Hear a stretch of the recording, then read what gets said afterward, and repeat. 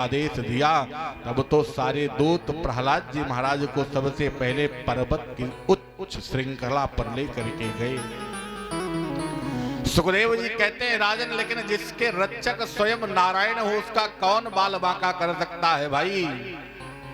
राजा हिरण्यकश्यप के दूत जन दिग्गजय दंत सूकैश्च अभिचारा व पातनै घोर पर्वत पर लेकर के गए और पर्वत से प्रहलाद जी महाराज को, ऊंचे पर्वत से प्रहलाद जी महाराज को गिराया, लेकिन प्रहलाद जी महाराज वहां से भी बच गए। माया भी सन्निरोधैश्च गर्दानैर भोजनै भोजन में विष दे करके मारने का प्रयास किया, लेकिन प्रहलाद जी महाराज वहां से भी बच गए। हिरण्यकश्यप की एक बहन थी जिसका नाम था होलिका। होलिका आई, होलिका ने कहा महाराज राजन मुझे ये वर प्राप्त है अग्नि भगवान का कि कितनी भी भीषण अग्नि हो, अगर उसमें मैं बैठूंगी तो मैं जलूंगी नहीं, सो एक मौका मुझे भी दे दो, लगे हाथ मैं भी दिखा देती हूँ, मेरे द्वारा ही मर जाएगा।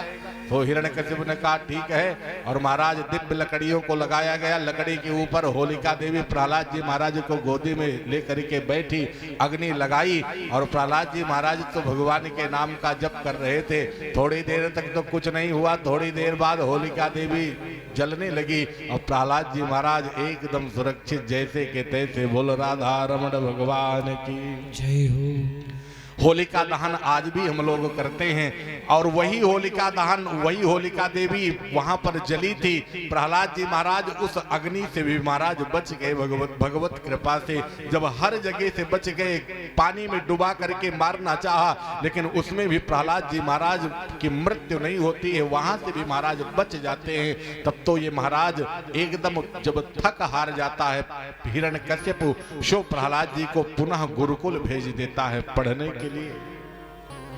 सना अमर को दोनों गुरुजन बहुत समझाते हैं कि बेटा ऐसा कार्य कोई मत करो जिससे तुझे तेरे पिता इतना दंडित करे, लेकिन प्रहलाद जी महाराज तो नारद जी के चेला हैं, वो तो अपनी भक्ति से हटने वाले नहीं है। मैंने निवेदन किया था कि नारदो देव दर्शना, जिसे नारद जी मिल जाते हैं उसे भगवान नारायण मिले अवश्य हैं, चाहे ध्रुव को मिले बाल्यकाल में अथवा प्रहलाद जी को बाल्यकाल में मिले। और सो महाराज नारद जी के शिष्य हैं, प्रहलाद जी डिगने वाले नहीं हैं। प्रहलाद जी पुनः गुरुकुल में गए, शिक्षा पढ़ने लगे, और इधर सना अमर को दो गुरुजन चले गए बाजार कुछ खरीदने के लिए, और इधर प्रहलाद जी महाराज ने अपने समस्त मित्रों को अपने सन्मुख बुलाया।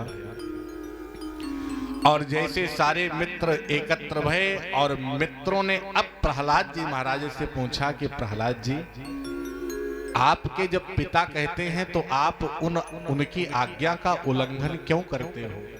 आपके पिताजी कहते हैं कि नारायण के नाम से द्वेष करो, तो क्यों तुम नारायण के नाम से द्वेष नहीं करते हो? क्यों? अगर आपके पिताजी जैसे चाहते हैं वैसे कार्य तुम क्यों करना नहीं चाहते हो? मैं आपका मित्र हूं, मुझे कष्ट होता है जब तुम्हें कष्ट दिया जाता है तो मुझे कष्ट होता है, इसलिए पिता के अनुसार कार्य क्यों नहीं करते हो? और जैसे इतना शब्द कहा, प्रहलाद जी ने कहा पिताजी हमारे क्या देते हैं भैया? मित्रों ने कहा पिताजी ये सोचो भैया, पिता क्या नहीं देते? पिता हमारे रहने की व्यवस्था, खाने की व्यवस्था, भोजन की व्यवस्था, पिता के नाम से हम जीते हैं, जब तो पिताजी ही तो करते हैं। प्रहलाद जी महाराज ने कहा यद्यप भैया सब पिताजी करते हैं, लेकिन उस पिता का भी कल्याण कैसे होता है जानते हो? मित्रों ने कहा कैसे होता है? प्रहलाद जी महाराज कहते हैं भैया उस पिता का भी कल्याण केवल नारायण के नाम से ही होता है। बोल राधा रमण भगवान की। प्रहलाद जी ने कहा कि भैया इस संसार में एक परम पिता नारायण का नाम ही वो सामर्थ्यवान है जिससे पिता भाई बंधु सखा सुहृद संबंधी माता बहन पिता पुत्र सबका कल्याण होता है। तो अगर नारायण के नाम में बाधक पिता भी बने तो पिता का भी परित्याग कर देना चाहिए, ये धर्म कहता है। और मैं इस धर्म के मार्ग को मैंने अपनाया है। पिता मुझे कह रहे हैं कि नारायण के नाम की भक्ति मत करो, लेकिन मेरी इच्छा है कि उसी से मेरा कल्याण होना है, इसलिए मैं नारायण की भक्ति नहीं छोड़ सकता हूं। क्योंकि धनानि भूमौ पशवश्च गोष्ठे नारिग्रहे द्वारि सखा श्मशाने देहेश्चितायां परलोक मार्गे धर्मानुगो गच्छति जीवैषः। प्रहलाद जी महाराज कहते हैं भैया ये जितने संसार के संबंध हैं, ये पिता, ये माता, ये भाई, ये बंधु, ये सखा, ये हमारे साथ, हमारा साथ कब तक ये देंगे जानते हो? बोले कब तक? बोले धनानि भूमौ पशवश्य गोष्ठे, ये सब मात्र श्मशान भूमि तक के साथी हैं। जब तक जिंदा रहेंगे तब तक हमारे साथ में रहेंगे, चाहे वो पिता का संबंध हो, माता का संबंध हो, भाई का संबंध हो, बहन का संबंध हो, जो भी हो, A to Z। यहाँ तक कि जो मेरी अर्धांगिनी, मेरी पत्नी भी होती है, वो भी कहाँ तक जाती है जानते हो? केवल द्वार पर खड़ी रहती है और रोती रुदन करती है जब हमारी शव यात्रा होती है। और परिवारी जन, साथी जन, ये सब केवल श्मशान भूमि तक जाते हैं। और जब हमारी चिता को लकड़ियों पर रख करके अग्नि लगा दिया जाता है, हमारी चिता में हमारी शरीर जब जल जाती है, और तब हमारे साथ यदि कोई आगे की यात्रा करता है तो केवल धर्मानुगो गच्छत जीव ऐसा। ये भैया केवल हमने जो अपने जीवन में धर्म किए हैं वही धर्म हमारे साथ में हमारा साथ देता है, हमारे साथ यात्रा करता है। और नारायण के नाम की जब हम आप सब भक्ति करेंगे, क्योंकि ये जितना संसार मित्र तुम देख रहे हो, एक प्रकार से ये मायापुरी है। इस मायापुरी में हम आए हैं और ये संसार के जितने संबंधी हैं ये सब उस माया के दोतक हैं। अगर इनसे बचना है तो नारायण की शरण लेना पड़ेगा, तभी उस पिता का भी उद्धार हो सकता है जिसने मुझे जन्म दिया, उस माता का भी उद्धार हो सकता है जिसने मुझे जन्म दिया, और हमारा भी उद्धार तभी हो सकता है जब हम नारायण की शरण ग्रहण करेंगे। जो महाराज नारायण के नाम का ये इतना सुंदर विवेचन किया, मित्रों ने कहा भैया मैं समझ गया, बात मेरी भी समझ में आ गई। अब तो मैं आपके साथ कोई खेल खेलना चाहता हूँ। प्रहलाद जी महाराज ने कहा खेल तो खेलूंगा, लेकिन वो खेल भी मेरे अनुसार खेला जाएगा। कहा भैया आपके अनुसार खेला जाएगा, कोई बात नहीं, लेकिन खेल होना चाहिए। तो महाराज प्रहलाद जी महाराज ने सारे मित्रों को बुलाया। किसी के हाथ में झांझ, किसी के हाथ में मजीरा, किसी के हाथ में ढोलक, सबको महाराज पकड़ा देते हैं प्रहलाद जी।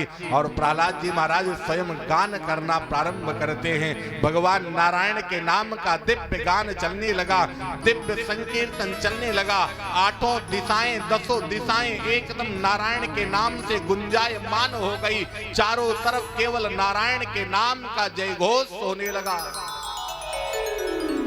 यहाँ तक कि सना अमर को दोनों गुरु जी भी आए और नारायण के नाम का घोष सुनकर के वो भी महाराज इस नारायण के नाम में क्या दिव्य नृत्य करने लगे कि श्रीमन नारायण नारायण नारायण, श्रीमन नारायण नारायण नारायण, श्रीमन नारायण नारायण नारायण, श्रीमन नारायण नारायण नारायण, भजमन नारायण नारायण नारायण, भजमन नारायण नारायण नारायण, श्रीमन नारायण नारायण नारायण, श्रीमन नारायण नारायण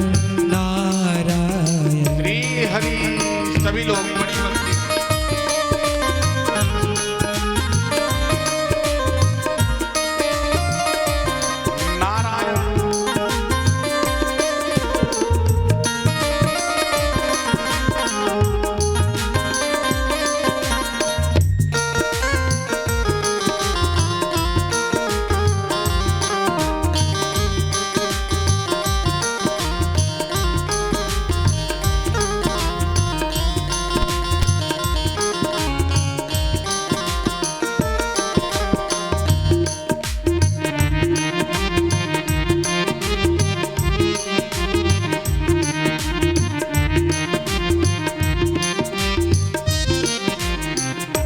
भजमन नारायण नारायण नारायण, भजमन नारायण नारायण नारायण, श्रीमन नारायण नारायण नारायण, श्रीमन नारायण नारायण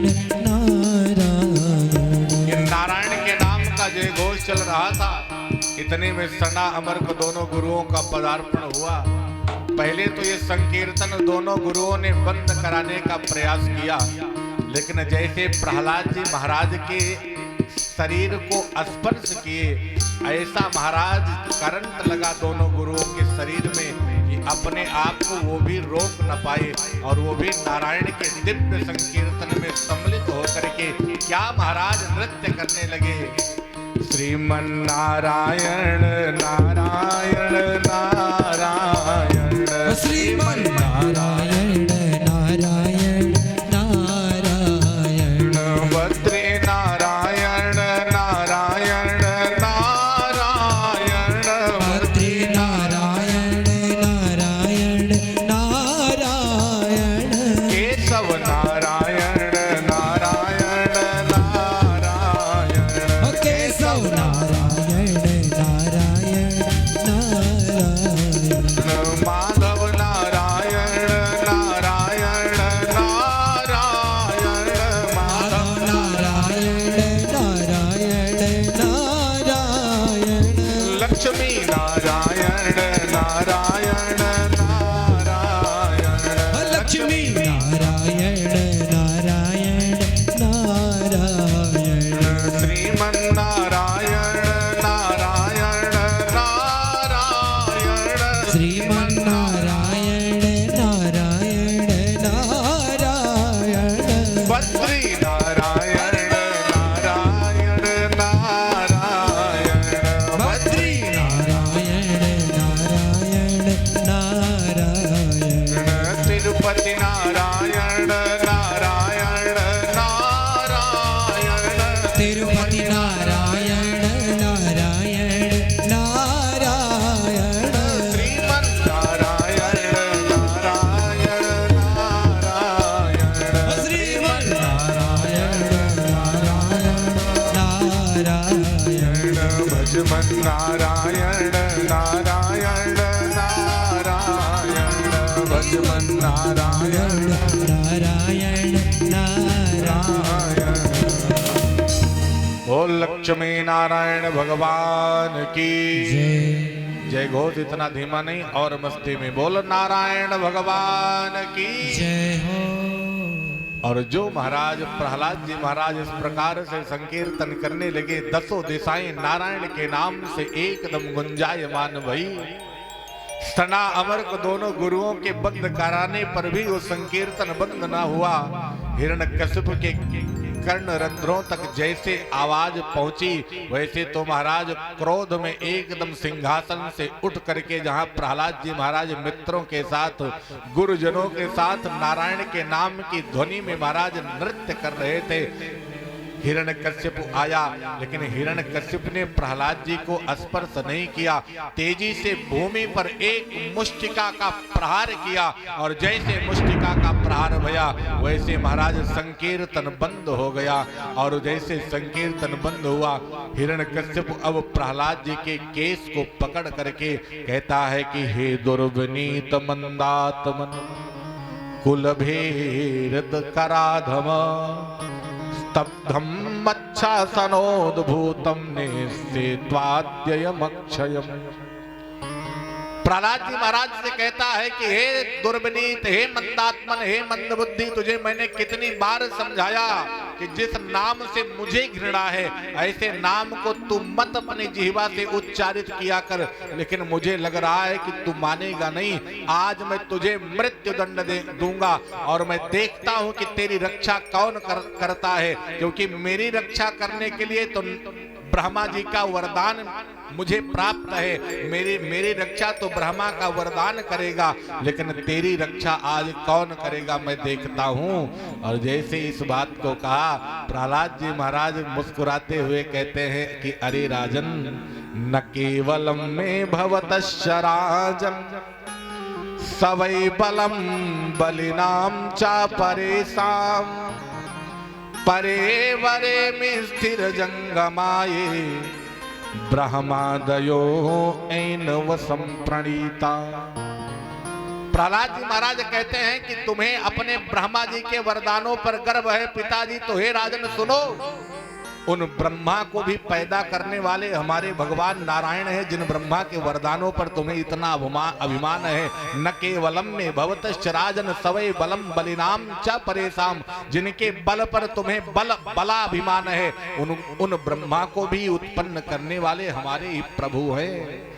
जो जैसे इतना कहा, अब तो महाराज हिरण्यकशिपु को और तेजी में क्रोध आया और हिरण्यकशिपु कहता है अपने राज्य में लेकर के प्रहलाद जी को गया, एक जलता हुआ खंबा था उसे दिखाया और दिखा करके कहता है अब बता कि क्या तेरा भगवान इस जलते हुए खंबे में है। प्रहलाद जी ने कहा पिताजी मैंने बताया तो, मेरा तो परमात्मा हरि व्यापक सर्वत्र समाना प्रेम प्रकट हो तुम्हें जाना, ईसावास मिदम सर्वम यत्किंचिम जगत्याम जगत।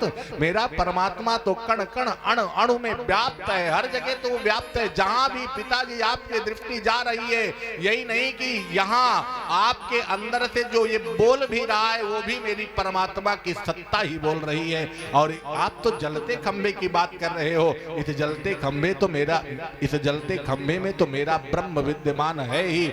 जैसे इतना कहा वैसे प्रहलाद जी के सामने ही हिरण्यकशिप ने जो तलवार को निकाला महाराज और पहले खंबे पर ही प्रहार किया, सो तो खंबा फट गया और भगवान नरसिंह प्रादुर्भूत हो गए। बोलो नरसिंह भगवान की। गगड़ गड़ गड़ानो खंभ चाटो चर चरानो, निकसत हरिरो निकसो नर नाहर को रूप अति भयानक है। गगड़ गड़ गड़ावे जीभ दसन लप लपावे, चितवत सरोज मानो अंग जात खानो है। जो महाराज भगवान के ऊपर प्रहार करना चाहा वैसे भगवान का दिव्य काय भीम काय भगवान शरीर लेकर के और प्रकट भय। बोल नरसिंह भगवान की। जैसे नरसिंह भगवान के स्वरूप को देखा, भगवान का वो क्रोध महाराज, उस क्रोध को देख करके हिरण्यकशिप एकदम भयभीत एकदम भयाक्रांत हो गया और भगवान ने देरी न करते हुए हिरण्यकशिप के ऊपर आक्रमण किया। दोपहर का समय था, ठीक दोपहर के मध्य में भगवान का जन्म हुआ और हिरण्य प्रकट भय भगवान हिरण्यकशिपु का और भगवान नरसिंह का बड़ा भीषण युद्ध छिड़ गया। हे राजन, ये युद्ध दोपहर से लेकर के शाम तक चलता रहा। देवता गण सब गगन मंडल में ब्रह्मादिक देवता खड़े हैं और सारे देवता गण कह रहे हैं कि महाराज जल्दी कृपा करना, क्योंकि रात्रि में निशाचरों की शक्ति ज्यादा प्रबल हो जाती है, इसलिए शाम होने के पहले आप इसका वध कर दो, आप इसका उद्धार कर दो। भगवान मुस्कुराए और जैसे गोधूली की बेला हुई, क्योंकि उसी क्षण का भगवान इंतजार कर रहे थे, गोधूली की बेला होते ही भगवान ने हिरण्यकशिप को उठाया और उठा करके अपनी गोदी में लिटाया और लिटा करके उसकी दहलीज पर उसकी चौखट पर ले जा करके भगवान बैठ गए। जैसे उसकी चौखट पर भगवान बैठे अपनी गोदी में हिरण्यकशिप को लिटाया, गोधूली की बेला है और अब भगवान मुस्कुराते हुए कहते हैं कि हिरण्यकशिप अब मैं तेरा वध करूंगा। जैसे वध का नाम लिया हिरण्यकशिप मुस्कुराने लगा। उसने कहा कि आप मेरा वध नहीं कर सकते, आप हो कौन? भगवान ने कहा ये छोड़ो कि मैं कौन हूं, पहले बताओ कि वध क्यों नहीं कर सकता। इसने कहा महाराज ब्रह्मा जी के द्वारा मुझे वरदान प्राप्त है कि न मैं दिन में मरूं, न रात में मरूं, न रजनी न दिवाकरा। ब्रह्मा जी ने कहा तो बताओ भैया ये दिन है कि रात्रि? भगवान ने कहा बताओ भैया कि ये दिन है कि रात्रि? सो इसने कहा महाराज ना ये दिन दिखाई पड़ रहा है, ना रात्रि दिखाई पड़ रही है, तो गोधूली की बेला है। भगवान ने कहा ये तेरा वरदान कैंसिल, दूसरा क्या वरदान मांगा था ब्रह्मा जी से? इसने कहा महाराज मैंने दूसरे वरदान में मांगा था कि मैं ना अस्त्र से मरूं न शस्त्र से मरूं। भगवान ने कहा मेरे हाथ में देख कोई अस्त्र शस्त्र दिखाई पड़ रहा है? इसने कहा महाराज कुछ दिखाई नहीं पड़ रहा है। भगवान ने कहा ये भी वरदान तेरा कैंसिल, तीसरा तूने क्या मांगा था? इसने कहा महाराज मैंने मांगा था कि ब्रह्मा जी के बनाए हुए 12 महीनों में किसी भी महीनों में मैं ना मरूं। भगवान ने कहा तेरे लिए स्पेशल महीना मैंने बनाया है जो अधिक मास के नाम से जाना जाएगा, जो 3 वर्ष में एक बार आता है, इसलिए वही मास है, इसलिए तेरा ये भी वरदान कैंसिल। आगे इसने कहा महाराज अब आगे मैंने ये भी मांगा था कि ना मैं किसी पशु से मरूं न मानव से मरूं। भगवान ने कहा मेरे स्वरूप को देख, मैं पशु की तरह दिख रहा हूं कि मानव की तरह दिख रहा हूं। ये बड़े ध्यान से देखा, अब तो भगवान नरसिंह अवतार में है, आधा स्वरूप मानव का और आधा शरीर स्वरूप सिंह का। तो इसने कहा महाराज आपका तो कुछ समझ में नहीं आ रहा है कैसा स्वरूप है। भगवान ने कहा ये भी तेरा कैंसिल। आगे इसने कहा महाराज मैंने मांगा था कि न मैं आकाश में मरूं न पृथ्वी पर मरूं। और तब भगवान ने कहा भैया इसलिए तो मैं देख तुझे आकाश में लेकर के बैठा हूं कि पृथ्वी पर। इसने कहा महाराज आप तो मुझे न आकाश में हो न पृथ्वी पर बल्कि बीच में लेकर के बैठे हो, देहली पे लेके बैठे हो। और अब तो कहता, अब भगवान कहते हैं और कोई तेरा वरदान। इसने कहा महाराज अब कोई वरदान शेष नहीं है, सारे वरदान कैंसिल। बोलो भक्तवत्सल भगवान की। भगवान ने कहा अब मैं तुझे भैया मारूंगा। और मेरा तू परिचय पूछ रहा था कि ना कि मैं कौन हूं, तो सुनो मैं ही नारायण हूं, जिस नारायण की भक्ति तेरा बेटा प्रहलाद करता था, जिस नारायण के नाम से तू द्वेष करता है वही नारायण मैं हूं। जैसे नारायण शब्द सुना वैसे तो भगवान की गोदी से उठना चाहा, लेकिन भगवान ने उठने नहीं दिया। और भगवान ने अपने नाखूनों से इसके पेट को फाड़ करके अतड़ियों को निकाल करके भगवान नरसिंह अपने गले में धारण कर लेते हैं। और हिरण्यकश्यप को भगवान ने मृत्यु के घाट उतार दिया। बोले हिरण्यकश्यप मर्दन भगवान की, भक्तवत्सल भगवान की। हिरण्यकश्यप का भगवान ने मर्दन किया है। सुखदेव जी कहते हैं कि राजन जैसे भगवान हिरण्यकश्यप को मारते हैं, लेकिन भगवान आज इतने क्रोध में हैं, इतने क्रोध में है महाराज, जो उस क्रोध को देख करके सारे यक्ष गंधर्व नर किन्नर ब्रह्मा शिव सब महाराज भगवान के इस क्रोध को देख करके भयभीत भयाक्रांत हो गए। मानो आज ऐसा प्रतीत हो रहा है भगवान के क्रोध को देख करके कि मानो आज ही शायद ऐसे अगर नारायण का क्रोध रहा तो आज ही प्रलय आ जाएगी। जैसे इतना भयंकर भगवान का क्रोध है, जैसे इतने भयंकर क्रोध को देखा ब्रह्मा जी महाराज से रहा न गया। और ब्रह्मा जी महाराज भगवान के सामने आए। ब्रह्मा जी भगवान के सामने आकर के कहते हैं कि सत्यम विधातुम निज भृत्य भासितम व्याप्तिं च भूतेषु खिलेषु चात्मना। ब्रह्मा जी महाराज कहते हैं प्रभु आपकी सदा जय हो, आपने मेरे समस्त वरदानों की रक्षा करके हिरण्यकश्यप का मर्दन किया। इसलिए न तोस्मिनन्ताय दुरंत शक्तये विचित्र वीर्याय पवित्र कर्मणे।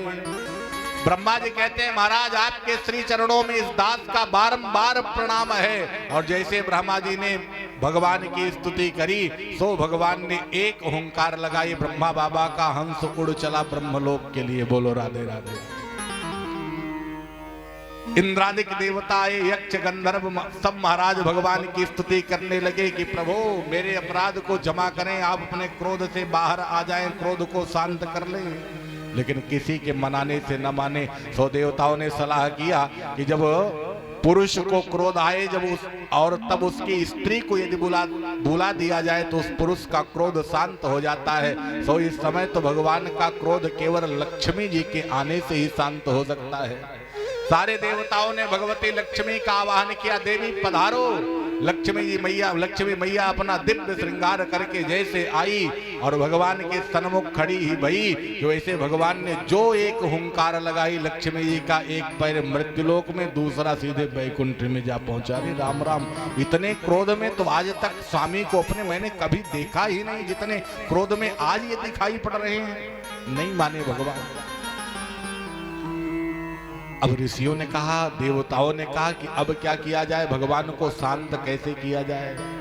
सो प्रहलाद जी महाराज को सारे देवताओं ने बुलाया और बुला करके कहा कि भैया प्रहलाद, अगर भगवान के क्रोध को इस समय कोई शांत कर सकता है तो केवल तू शांत कर सकता है, इसलिए तू जा। और प्रहलाद जी से जैसे निवेदन किया, प्रहलाद जी महाराज भगवान के पास में आए और भगवान के चरण को पकड़ करके प्रहलाद जी महाराज नीचे बैठ गए। और बैठ करके प्रहलाद जी महाराज जो स्तुति करते हैं कि स्वपाद मूले पतितम तमरभकम त्रिलोक्य देवा कृपया परिप्लुता। जैसे सुपाद पूले पतितम तमर भुकम, जैसे प्रहलाद जी महाराज भगवान के चरण को पकड़ करके बैठे और भगवान की दृष्टि नीचे बैठे हुए प्रहलाद पर पड़ी, सो तो भगवान के हृदय में वो करुणा आई महाराज। भगवान का क्रोध प्रहलाद को देखते ही एकदम शांत हो गया और भगवान प्रहलाद जी महाराज को अपनी गोदी में उठा लिए और उठा करके आज वो स्नेह प्रहलाद जी महाराज को भगवान कर रहे हैं कि जैसे एक गोमाता अपने सद्योजात बछड़े को जन्म देती है तो अपने जिह्वा से गोमाता उस बछड़े को चाटती है, ऐसे भगवान आज प्रहलाद जी महाराज को अपनी गोदी में उठा करके अपने जिह्वा से चाट रहे हैं।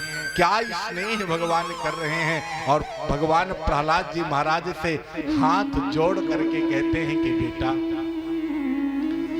तेरे जीवन में इतना कष्ट आया, यद्यपि कि मुझे बहुत पहले आ जाना चाहिए था, लेकिन तू मेरा ऐसा पहला भक्त है कि जिसके जीवन में इतना कष्ट भया। और हिरण्यकश्यप ने क्या क्या तेरे साथ नहीं किया, लेकिन ब्रह्मा के वरदान की, मूर्ख ब्रह्मा के वरदान की मैं प्रतीक्षा कर रहा था। ये पहले ब्रह्मा ने ही वरदान दिया था जिसके कारण से मुझे इतना विलंब हुआ बेटा आने में, इसलिए बेटा क्षमा करो पुत्र, मुझे देर हुई आने में, मेरे अपराध को क्षमा कर देना बेटा। आज भगवान भक्त से क्षमा मांग रहे हैं। ऐसे दृश्य को जब महाराज सारे देवताओं ने देखा, यक्षों गंधर्वों ने देखा और सब देख करके ऐसा दृश्य एकदम आश्चर्यचकित हो गए। क्या भक्त का, क्या भगवान का स्नेह है, क्या भगवान का भक्त के प्रति स्नेह है। ऐसे दृश्य को देख करके सब महाराज एकदम से स्तब्ध हो गए। प्रहलाद जी भी महाराज भगवान की इस दीन वत्सलता को, इस करुणा को